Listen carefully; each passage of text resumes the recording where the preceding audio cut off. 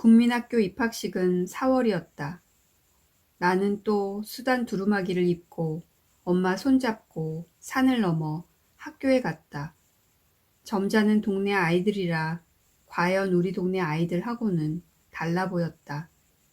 예쁘장하고 깡통한 양복으로 차려입은 애가 대부분이었다. 학부형은 일주일 동안만 따라오라고 했다. 한 달가량을 교실에는 들어가지 않고 운동장에서 노래도 하고 유희도 하고 선생님 뒤를 졸졸 따라다니면서 학교 시설물의 이름을 일본말로 익히는 연습도 했다. 제일 먼저 배운 일본말은 호안덴이었다. 호안덴은 운동장 우측 꽃나무를 잘 가꾸어 놓은 화단 속에 있는 회색빛 작은 집이었다. 교문에 들어설 때 반드시 그쪽을 향해 절을 해야 하고 그 절은 선생님한테 하는 절보다 더 많이 굽혀 몸을 직각으로 만드는 최경리라야 된다는 것도 배웠다. 그 집은 창도 없고 문도 굳게 닫혀 있다가 경절 날만 열렸다. 수업이 없이 식만 있는 경절날이면 우리는 식을 하기 전에 먼저 황금빛 술이 달린 검정 비로드 책상포로 장식한 단상으로부터 호안덴까지 양쪽으로 늘어서서 기다렸다. 이윽고 까만 양복에 흰 장갑을 끼고 훈장까지 단 교장 선생님이 빛나는 얼굴로 앞장을 서고 그 뒤로는 내빈이 몇 명 따라서 마침내 그 집 앞에 이른다. 그 어멈한 행렬이 그 집으로 갈 때까지는 우리가 그냥 서 있어도 되지만 그 집을 돌아 나올 때는 벼락같이 최경례라는 구호가 떨어지고 우리는 머리를 깊이 조아리고 그 높은 사람들의 구두 끝이나 겨우 바라보고 있어야 했다. 나는 마치 시골집 터줏자리 속을 몰래 들여다볼 때처럼 옥죄는 마음으로 살짝 머리를 들고 교장이 새까맣게 오칠한 상자를 자기 눈높이로 받들고 걸어가는 걸 훔쳐보았다. 식을 할 때 교장은 그 상자 안에 든 걸 펼쳐 떨리는 목소리로 읽어내려갔다. 그러니까 호안대는 천황의 칙어를 넣어두는 데였다. 천황의 칙어는 일본말을 익힌 후에도 한마디도 못 알아듣게 어렵고 길었으며 교장의 식사는 더 길었다.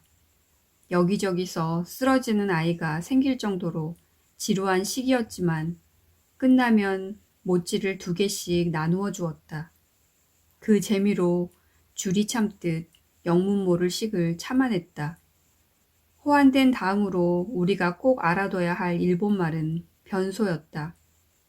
그리고 선생님, 학교, 교실, 운동장, 동무, 몇 학년 몇 반 따위를 일본말로 익히면서 한 달 동안을 운동장에서 선생님을 졸졸 따라다녔다.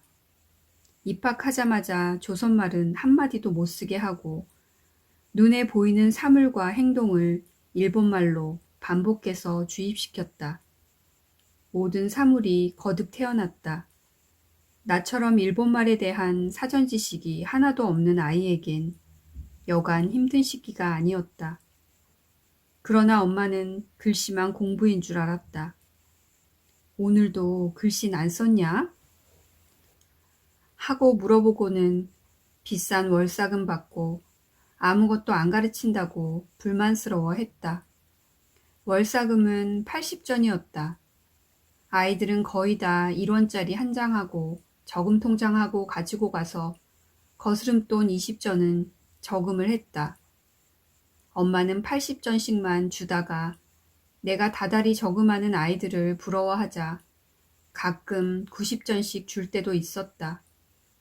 엄마가 월사금을 아까워한 동안은 그러나 선생님이 조선말을 안 쓰고도 아이들을 통솔하고 서로 최소한의 의사소통이 가능할 수 있도록 길들이는 중요한 기간이었다.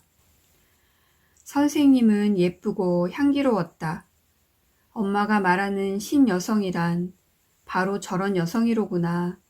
딱 들어맞는 본보기를 보는 느낌이었다. 아이들은 누구나 선생님을 따랐다. 운동장에서 반별로 우르르 몰려다니는 동안 서로 선생님 손을 잡으려고 아우성이었다. 예쁜 선생님은 마음씨도 고와 어미닭을 종종종 따라다니는 병아리 같은 아이들에게 그의 관심과 애정을 공평하게 분배하려고 무척 신경을 썼다. 그래서 손 잡는 아이, 치맛꼬리 잡은 아이를 자주 바꾸어 멀리 있는 아이를 가까이 부르곤 했다. 왠지 나는 선생님의 그런 세심한 안배에도 끼지 못하고 늘 가장자리에 처져 있었다. 가장자리에선 중심부에서 일어나는 일이 잘 보였고 선생님이 아무리 공평하려고 노력해도 선생님 손이나 치맛자락을 잡을 수 있는 아이는 정해져 있다는 것도 알 수가 있었다. 그런 애들은 되게 예쁘고 똑똑하고 잘 까불었다. 시골이나 현저동에서 사귄 동무들하고는 진짜 다른 서울 아이들이었다.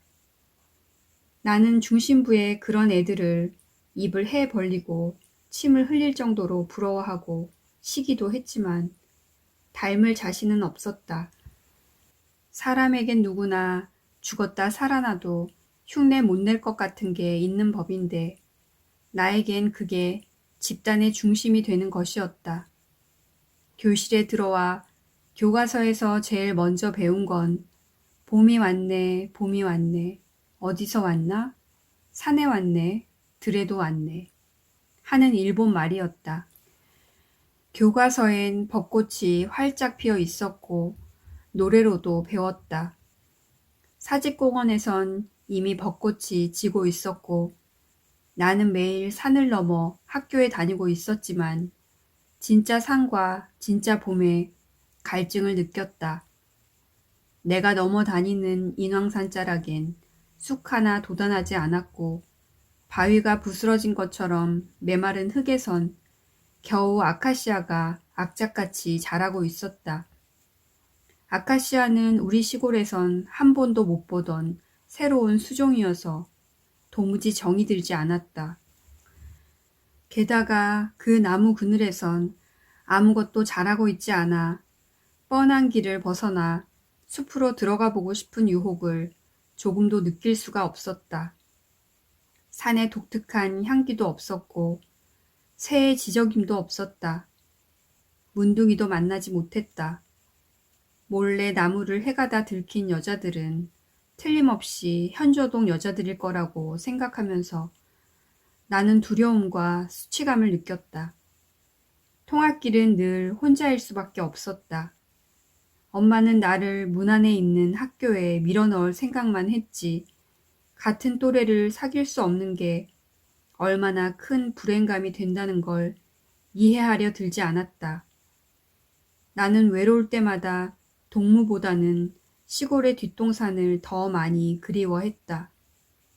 오래 가뭄이 든 것처럼 생기 없는 나무가 듬성듬성 있을 뿐 맨 땅을 드러낸 산이 너무도 이상했다.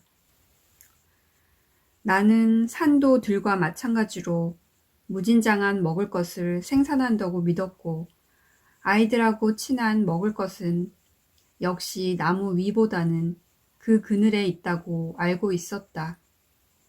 우리 시골 동산엔 소나무도 있었지만 밤나무, 오리나무, 도토리나무, 상수리나무, 느티나무 등 갈림나무가 우거져 있어서 가을이면 집집마다 겨울 땔감으로 마당에다 집채만한 갈립가리를 몇 동씩 만들어 놓을 수가 있었다. 그래도 그 많은 잎들을 박박 긁어내지는 못하는지 해마다 쌓여 썩은 흙은 부드럽고 습기차 온갖 풀과 나물과 버섯과 들꽃을 키웠다. 물론 다 쓸만한 풀만 자라는 건 아니었다.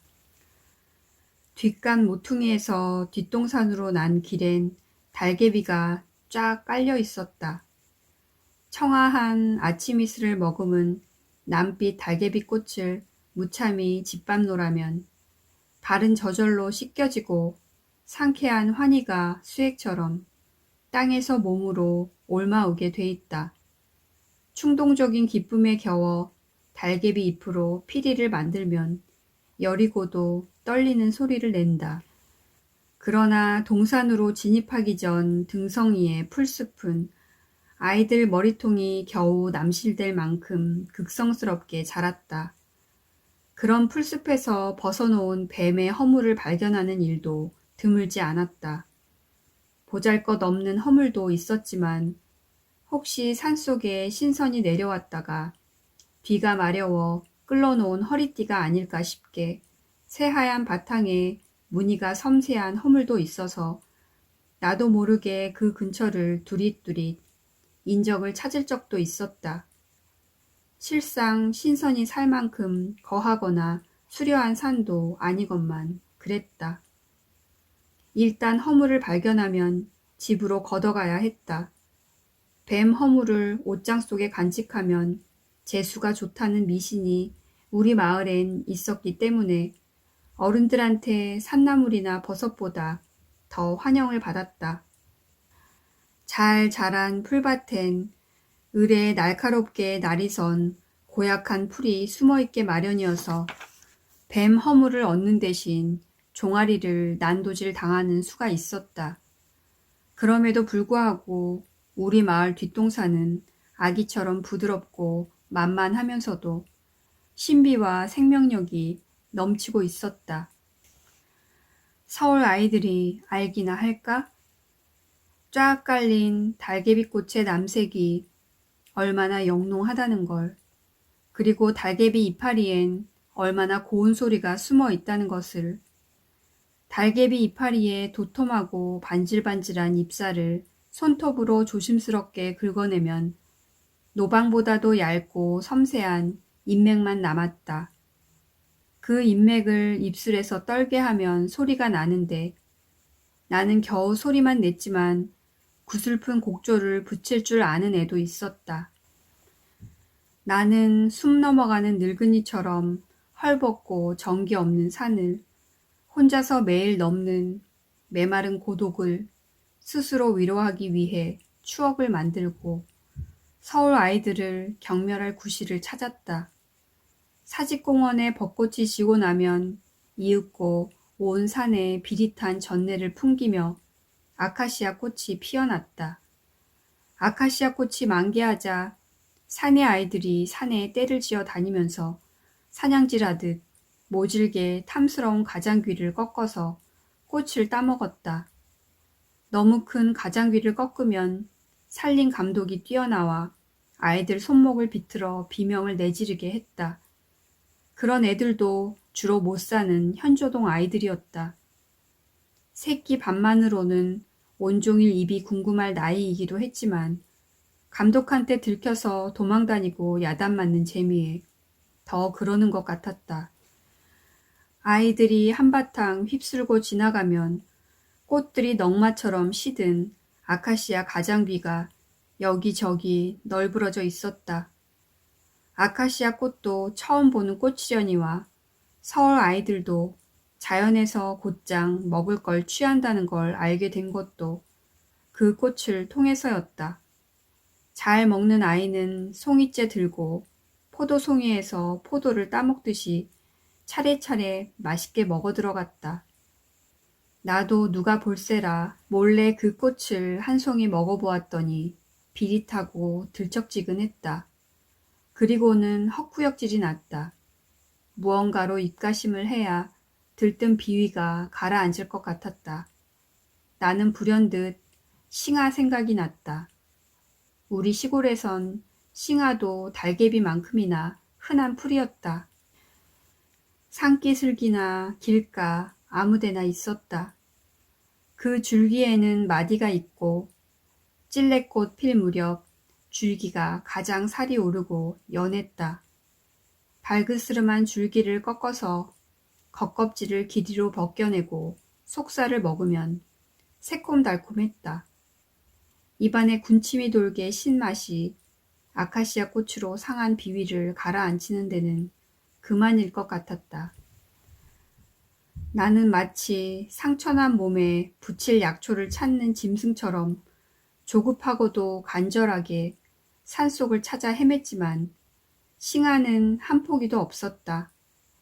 그 많던 싱아는 누가 다 먹었을까? 나는 하늘이 노래질 때까지 헛구역질을 하느라 그곳과 우리 고향 뒷동산을 헷갈리고 있었다. 초여름에 가정 방문이 있었다. 엄마는 우리 남매에게 완벽한 정직을 요구했고 자신에 대해서도 그렇게 믿고 있었다. 학교에서도 정직 교육을 가장 역점에 두는 듯 했다. 수신 교과서에 일관되게 흐르는 것도 천황에 대한 충성 다음이 정직이었다. 거짓말을 시킨 아이가 선생님에게 가장 큰 수모를 받았다. 물건이나 돈을 주었을 때 학교에선 선생님에게, 학교 밖에서는 파출소에 갖다 주어야 한다는 것도 반복적으로 교육을 받았다. 엄마한테 그 얘기를 했더니 엄마는 비웃는 것처럼 말했다. 너는 떨어진 물건을 보고도 못 본 척 해라. 줍긴 왜 주어? 떨어뜨린 사람은 되짚어오기 마련이니까 그 사람이 찾아가게 그냥 놔두면 될걸. 잘난 척하고 싶은 사람이나 파출소나 선생님한테 갖다 바치는 거란다. 아주 그럴듯한 말이었지만 주인이 찾으러 오기 전에 딴 사람이 집어가면 어떻게 하냐고 당연한 걱정을 하면 엄마는 그건 남의 것 가져가는 사람의 잘못이니까 우리가 그것까지 상관할 거 없다고 잘라 말했다. 엄마가 꿈꾼 건 황금 보따리를 떨어뜨렸다가도 제자리에서 도로 찾을 수 있는 이상사회였을까? 아니면 선행의 이기주의였을까? 여기선 그게 중요한 게 아니라 정직의 완벽주의가 거짓말까지도 완벽하게 하려는 게 문제였다. 엄마는 내 기류개를 가짜로 옮겨 원하는 학교에 집어넣었으면 그만이지. 그걸 가정방문 때까지 밀고 나가려고 했다. 아마 중간에라도 탄로가 나면 쫓겨날지도 모른다는 촌사람다운 고지식한 우려 때문에 그런 거겠지만 나는 엄마의 그런 이중성에 맞장구 치기가 지겨웠다. 그만하고 싶었다. 엄마는 학교 생활에 대해 뭘 너무 모르면서 그날 하루만 때우면 그만이라고 생각하는 것 같았다. 사직동 방면을 도는 날은 미리 정해져 있었기 때문에 엄마는 그날만 그 집 안주인 노릇을 하기로 친척집에 양해를 구했다. 그날은 사직동 방면 아이들만 교실에 남아있다가 선생님하고 같이 하교를 했다. 그 애들은 이웃에 살거나 등하굣길에 만나는 아이들이라 서로 누구 집이 어디라는 것도 대강 알고 있었다. 학교에서 가까운 순서로 순번을 짜는데 나는 나서지 않았기 때문에 나중으로 처졌다. 교실에서도 존재 없는 아이라 아무도 눈여겨보지 않다가 어떤 아이가 쟤는 우리 동네에서 처음 보는 아이라고 하자 딴 애들도 그래 그래 하면서 나를 이상한 눈으로 흘끗거렸다. 그 아이들과는 딴판인 내 촌스러운 복장이 그 말 한마디로 이단시 당하기에 충분했다. 그래도 나는 재빨리 시골서 이사 온 지 얼마 안 돼서 그럴 거라고 꾸며댔다. 그 고비는 그렇게 얼버무렸는데 맨 나중까지 남은 애가 우리 친척집 바로 이웃이었다. 그 애는 영악하고 상냥하게 생긴 애였는데 내일서부터 학교 갈 때 서로 불러서 같이 가자고 했다. 나는 안 돼. 우린 내일 모레 또 이사 갈 거야. 라고 거짓말에다 거짓말을 덧칠했다. 아무것도 모르는 엄마는 친척집 대청마루에 높이 앉아 선생님을 맞았고 행랑 어멈이 화채를 은빛으로 닦은 노쟁반에다 받쳐 내왔다. 그날을 무사히 넘긴 엄마는 안도의 숨을 쉬었지만 친척집 옆에 산다는 아이는 나에게 오랫동안 화근이 되었다. 그날 이후 나는 그 애 앞에서 길을 못 폈다. 그 애가 시키는 심부름은 뭐든지 했다. 고무줄을 나더러는 잡고만 있게 하고 혼자서만 깡충깡충 뛰어넘는 건 약과였다. 신을 괜히 벗어던지고 나보고 주워오라고 명령하면 별 수 없이 주워왔다. 그 애는 그걸 즐겼고 아이들 사이에선 내가 그 애의 꼬봉이라고 소문이 났다. 그 애가 정말 내가 주소를 속인 걸 큰 약점이라고 생각하고 나에게 군림한 건지 내 자격지심으로 괜히 주눅이 들었기 때문에 그 애한테 만만하게 보인 건지 어느 것이 먼저인지는 분명하지 않다. 그러나 아이들 사회에서 그런 주종관계가 일단 성립되면 그걸 뒤바꾸기는 쉽지 않다. 나는 학교 생활이 지옥 같았고 집에 와도 심심해서 몸이 비비 꼬였다. 우리 동네 아이들은 자연히 우리 동네 학교 다니는 아이들끼리만 몰려다녔다. 산까지 넘어 문 안에 있는 학교에 다니는 중불난 시골뜨기를 이단시 했다.